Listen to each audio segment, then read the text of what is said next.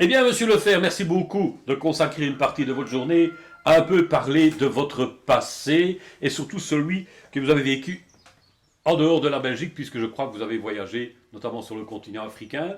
Et on va parler du Congo pour commencer, si vous voulez bien. Et vous êtes parti au Congo vers quelle époque? Le 27 février 1955, Mhm. donc c'est 10 ans après la fin du conflit en Europe. Et je dois vous dire que c'est une période bénie parce que tout manquait en Afrique. Mais justement, vous êtes parti pourquoi là-bas, vous? Pour vendre, Pour vendre quoi? mais des produits européens, des produits finis qu'on ne trouvait pas en Afrique, où tout manquait. À Et, tout niveau industriel, alors, non, c'est au niveau industrie. c'est des produits pour les commerces. Pour les commerces, ah Oui. d'accord. J'avais 4 produits à l'origine et pour finir, j'en avais 30. Est-ce qu'on peut savoir quel type de produit? Pour la librairie, pour tous les commerces. Tout ce qui avait besoin de fonctionner là-bas, quoi. C'est ça. Depuis le lampadaire jusqu'à l'article de cuir, l'article publicitaire, les calendriers, il y a des tas de choses qui étaient possibles.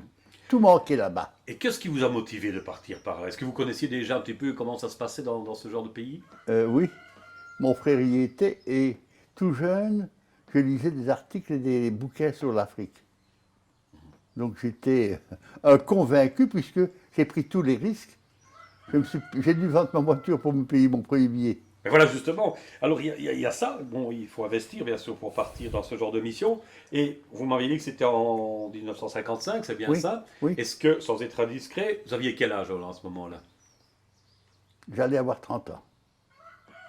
C'est fort jeune pour une telle expérience quand même. C'est pas un peu une aventure, non? C'est une aventure. Ouais, J'ai joué quitte ou double. ouais. Et c'était double. Ah ouais, d'accord. Et vous êtes parti en bateau à ce moment-là, certainement? Ah non, Non? Allez, en expliquez-nous avion. un peu. En avion. Oui, par la Savena. Il était possible d'aller en Afrique par avion. Autrement que par Savena, ils avaient un monopole qui a cessé à l'indépendance. C'est cela, c'est ça. Ouais. C'était des vols directs? Ah, jamais à ce moment-là, ça prenait 25 heures. 25 heures. Alors, ça partait comme. Expliquez un petit peu le Et voyage. donc, là. on partait non pas de Zaventem, mais de Mersbrook. Ouais. Alors, il y avait toujours une escale en cours de route. On s'arrêtait à Rome, à Athènes, et à Madrid parfois. Et alors, on s'arrêtait 1 heure, le temps d'embarquer des gens, et puis faire le plein du zinc, et puis on repartait. Ah ouais, ah ouais. Ouais. Et vous êtes parti seul? Oui, Tout seul, comme un grand. oui. Comme un grand. Est-ce que c'était facile de se rendre, par exemple, au Congo, puisqu'on part de là, bon, pour commencer là? Est-ce qu'on pouvait y aller comme ça? On décidait Oui. aujourd'hui d'y aller et on pouvait Ah, partir mais comme il ça? fallait des garanties, c'est-à-dire que, en général, l'employeur répondait pour les gens qu'ils engageaient, mais moi, j'ai dû payer mon billet aller-retour pour partir. Ça, c'était Pour une être chose. certain que si ça n'allait pas, on me mettait dans un avion, je rentre en Belgique. Est-ce qu'il fallait, comme on entend parler beaucoup aujourd'hui dans certaines nations, est-ce qu'il fallait des visas, des passeports, des autorisations? Je n'ai besoin de rien. On paye sur. Mais j'ai pris simplement, je crois, je suis allé et j'ai reçu des piqûres pour 2 maladies, mais je ne sais plus lesquelles. Et j'ai Ouais. pris les comprimés pour la malaria, 15 jours avant de partir. Ah, d'accord. D'ailleurs, quand je rentrais chaque fois, je continuais les pilules pendant 15 jours et puis j'arrêtais. Et avant de repartir, je reprenais les pilules 15 jours avant de repartir. Il fallait se préparer, quoi. Il fallait Oui. ouais, d'accord. Et alors bon, une fois arrivé là-bas, il y a quelqu'un qui vous accueillait. Il y en a Ah oui, vous parce n'alliez que pas comme ça à l'aventure. j'avais une relation qui m'attendait à Albertville, sur le lac de Tanganyika, Nord-Katanga. Donc, je suis resté là-bas 2 mois et 13 jours, je crois. Et quand j'ai quitté Albertville vers le nord, vers Bujumbura, c'était le vendredi 13 mai 1955. Ah d'accord. Ouais. Par la route, parce que alors on m'avait préparé un véhicule. Ouais.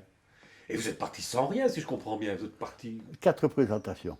Oui, mais bon, vous n'avez pas des objets qui vous ont accompagné. Vous avez tout laissé ici en Belgique. Oui, Ouais. chez mes parents, à Hawaï. Ah oui, d'accord. Ouais. Parti comme ça, avec l'assurance bien sûr de trouver quelque chose là-bas, quoi. Ah, De rencontrer quelqu'un qui pouvait voilà, éventuellement ça oui. vous seconder, vous aider dans vos démarches en tout cas. C'est Et bien vous partiez ça. en tant qu'indépendant, donc vous partiez pour une société, c'est bien ça? Non, on avait fondé, nous étions à trois avoir fondé une société qui s'appelait Unicobel. Mhm. Et alors, ben, je suis parti. J'étais l'associé. D'accord, vous étiez parti en tant qu'associé d'une société. Donc. Oui. Alors, bon, arrivé D'une là-bas. société que j'avais fondée, donc, 2, 3 mois plus tôt. D'accord, pour dire d'avoir quelque chose Oui, oui. de concret, quoi. Ouais, Oui, oui. ouais. Alors, arrivé là-bas, le logement, comment ça se passait? Parce que bon.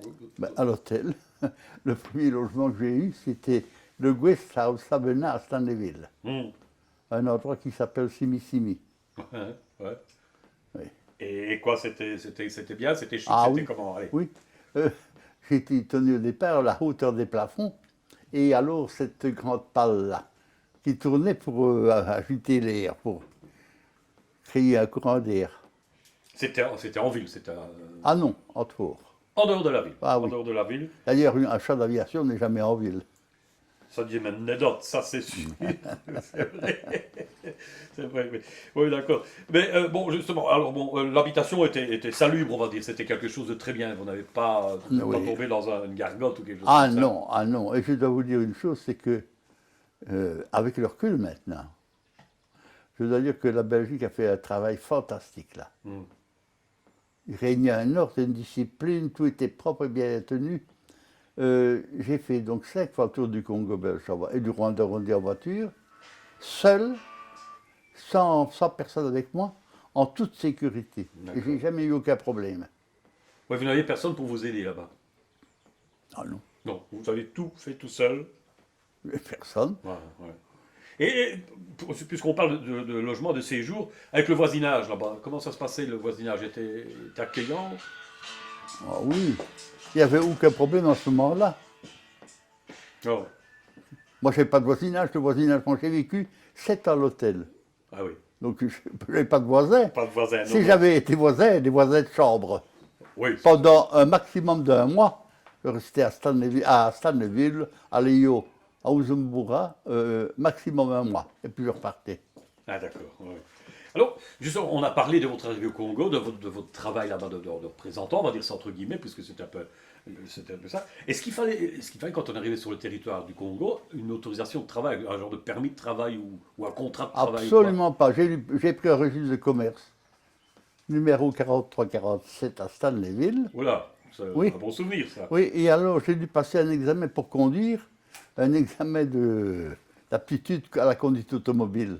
Ah Le oui, permis de conduire, si vous voulez, qui n'existait pas ici, j'ai dû le passer là-bas. il existait déjà là-bas, par Oui. exemple. Ah oui, d'accord. Oui. Si Alors, j'avais su, je l'aurais apporté avec moi, je l'ai toujours. ah ouais, c'était peut-être pas, on peut peut-être y repenser.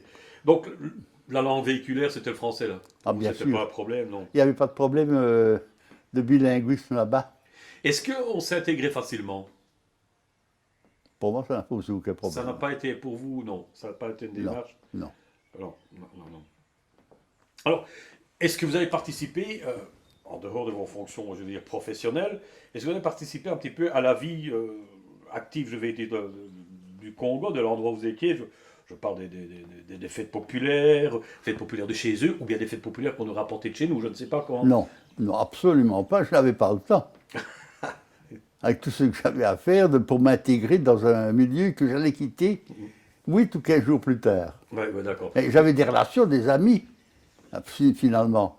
Mais je ne m'intégrais pas. Mais ça existait, vous avez eu connaissance quand Ah même de oui, ce genre de fêtes-là. oui, oui. C'était plutôt les fêtes de chez eux, ou bien est-ce qu'il y avait plus de fêtes de chez nous qui étaient apportées, puisque bon, il y avait quand même beaucoup de Belges qui étaient sur place Écoutez, aussi. je vais vous dire une chose, la mentalité là-bas était tout à fait différente de la mentalité qu'on a ici. Mhm. Les esprits étaient beaucoup plus ouverts.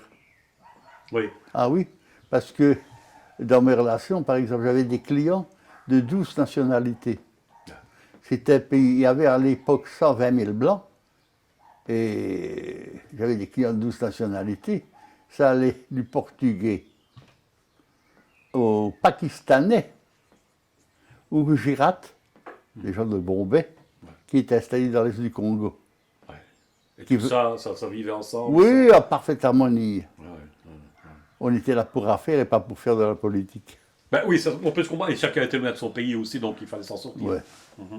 Dites, et vous avez encore des contacts avec la famille alors là-bas, parce que vous êtes resté quand même un certain temps, 7 ans. 7 ans. Vous avez encore des contacts avec la famille par ici? Avec mes parents, Mhm. il y avait une lettre toutes les semaines. Toutes les semaines? Ah oui, Ah, c'est extraordinaire ça. toutes les semaines. Mais le téléphone n'existait pas, parce que si j'avais eu à l'époque la possibilité qu'on a maintenant, j'aurais eu des contacts quotidiens avec mes parents. Et ça n'existait pas. D'ailleurs, le beau téléphonique que j'en ai ramené du Congo, c'est un petit cahier comme ça. Et alors, il y a tout le Congo dedans. Le téléphone n'existait Oui, à ce pratiquement pas. moment-là, ben oui. Si, à l'intérieur de chaque ville, oui. Mais il faut vous dire que les distances étaient énormes. Ah oui. Et bon, naturellement, les contacts et les nouvelles du pays, c'était difficile parce qu'on n'avait pas les médias qu'on a aujourd'hui. Je suppose que. Ben, Bon, la radio, ouais. la radio et les journaux, Mhm. parce qu'ils arrivaient toujours avec un jour ou deux, deux, 3 jours de retard. Ouais, voilà. Je regarde mon questionnaire hein, parce que bon, il y a des choses qui ne nous intéressent pas dans ce cadre-ci.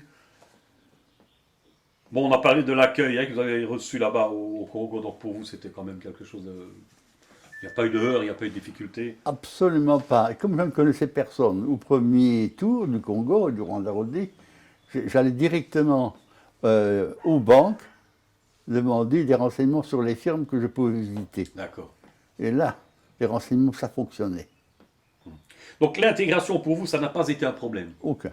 Et pour d'autres citoyens, est-ce que vous avez eu vent de citoyens, je veux dire, qui n'étaient pas là dans le Mais même but que le vôtre? les gens qui avaient des plantations, etc., ils avaient des problèmes, ils étaient en contact journalier avec des autochtones, des Noirs.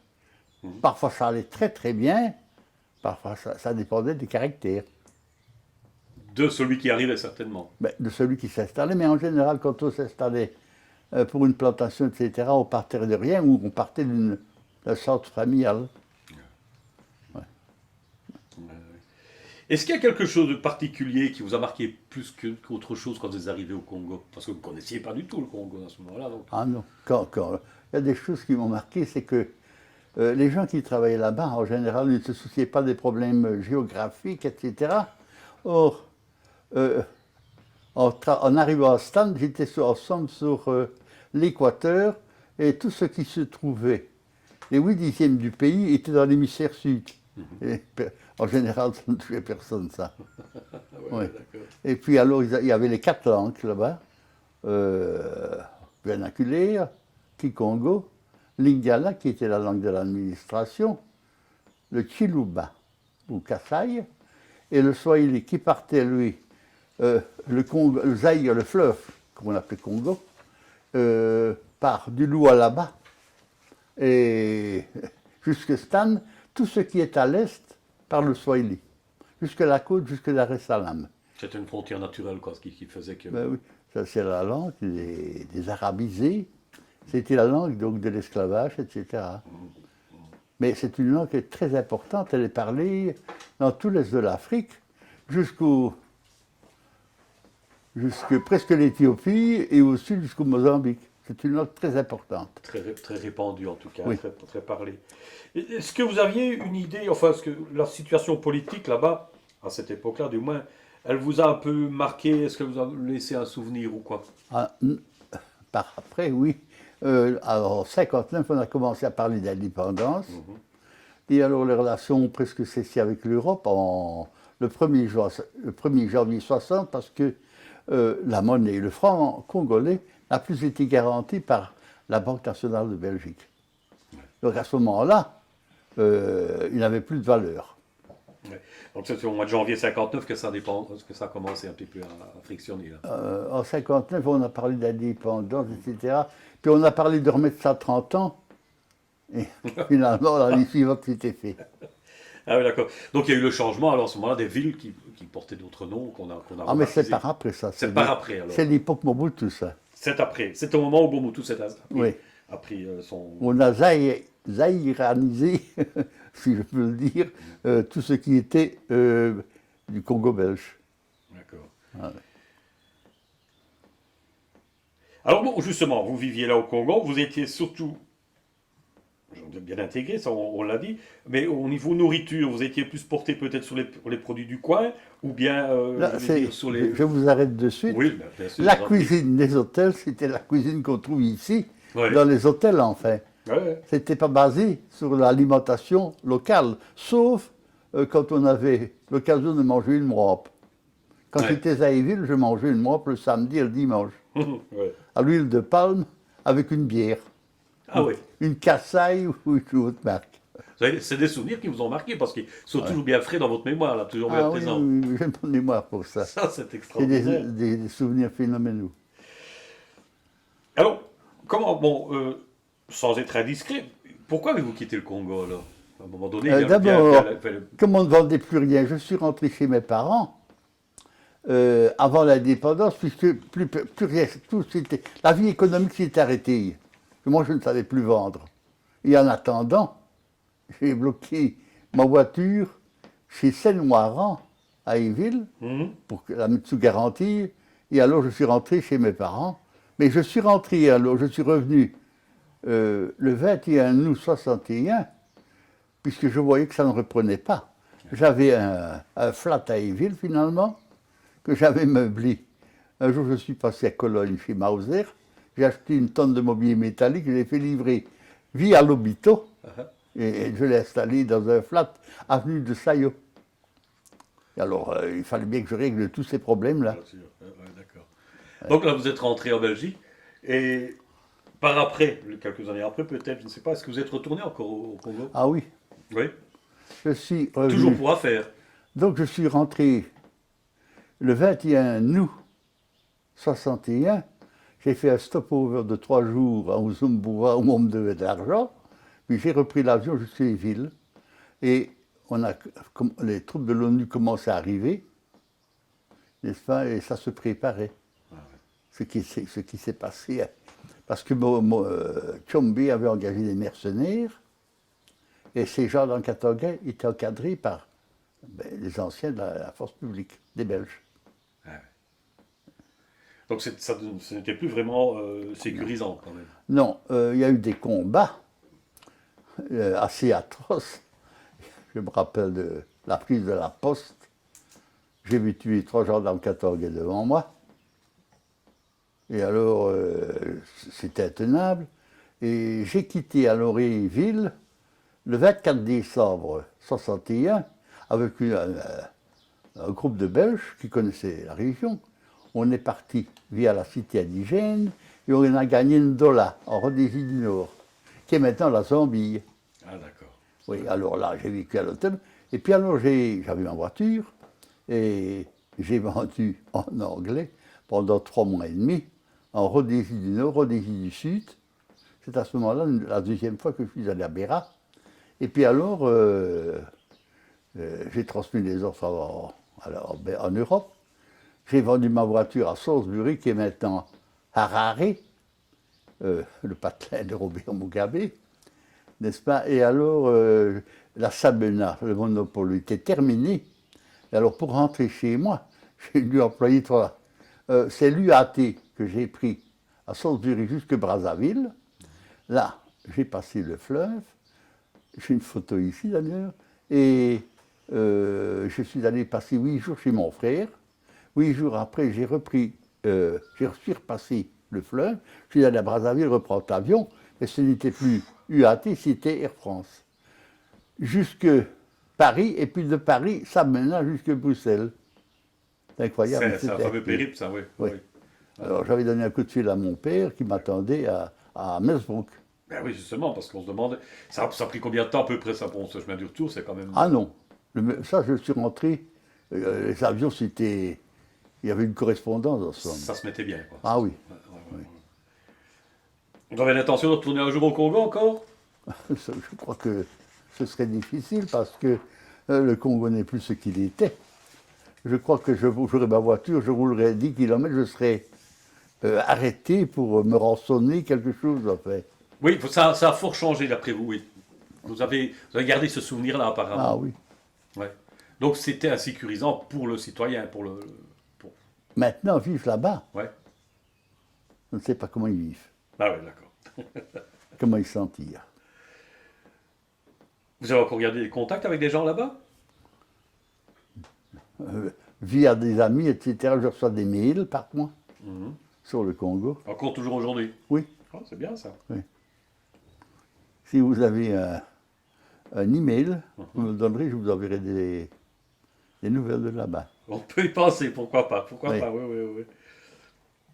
Et est-ce qu'il y a quelque chose dont vous aimeriez bien parler, qu'on n'a pas parlé ici dans ce questionnaire? Oui. Parce que bon, c'est tellement vaste ce domaine et c'est nouveau pour C'est nous que autres aussi. en 7 ans, j'ai fait environ 200 000 kilomètres. Et là-dedans, il y a presque 80 000 kilomètres de pistes et 120 000 kilomètres d'avion. Ouais. J'avais à l'époque deux voitures.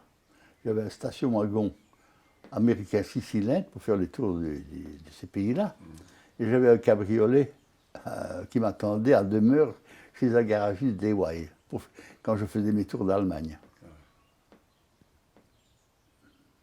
Mais là-bas, au Congo, enfin, je veux dire, au Congo en général, vous êtes toujours senti en sécurité ou bien est-ce qu'il y a eu des moments moins que d'autres? Non, toujours en sécurité. Oui. Il n'y a jamais eu aucun problème. Ah, d'accord. Ben, je vais un peu laisser la parole maintenant à mes autres collègues, notamment peut-être Karine et Yannick, pour un peu voir ce qu'elles ont pensé. Ce qu'il y a, c'est que c'était la Pax Belgica. Oui. C'était réellement Et c'était quoi ça? la Pax Belgica.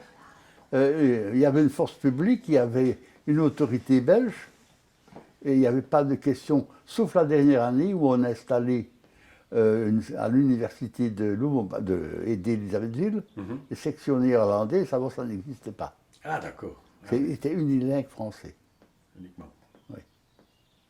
J'avais d'ailleurs des clients flamands dans les 12 nationalités que je vous ai dit. Il y avait des Flamands. Et c'était des gens très sérieux et avec lesquels je n'ai jamais eu aucun problème. Voilà. Donc, en résumé, bon, c'est une expérience qui est quand même assez bénéfique, assez satisfaisante. Ça a marqué toute ma vie. Bien sûr. Bien sûr. Parce que quand je suis parti, j'avais 30 ans. Quand je suis rentré, j'avais 37 ans. Et j'avais mûri et j'avais drôlement changé. Il faut se forger, il n'y a rien à faire, il faut en sortir. Oui. Ouais. En prenant tous les risques. Qui vont avec, oui. Ouais. Tu laisses ta place à Anne? Oui, oui, bien sûr.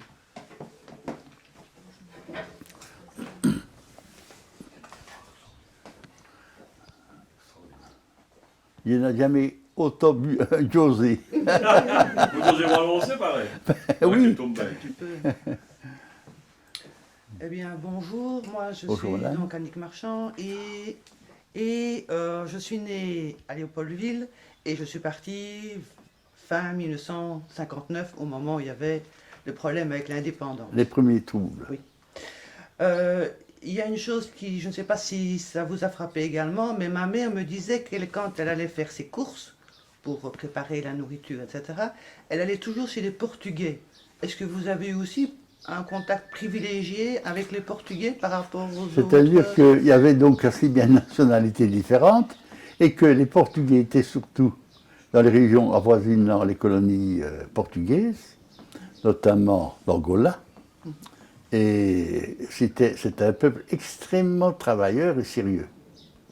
Ça, c'est un plaisir de travailler avec les Portugais. Et il y a également des Portugais dans la région de Stanleyville. Mais finalement, il y en avait de tous côtés. Mais la première région, c'est la région du Bas-Congo, qui touche l'Angola. Ouais. Alors, une autre question aussi.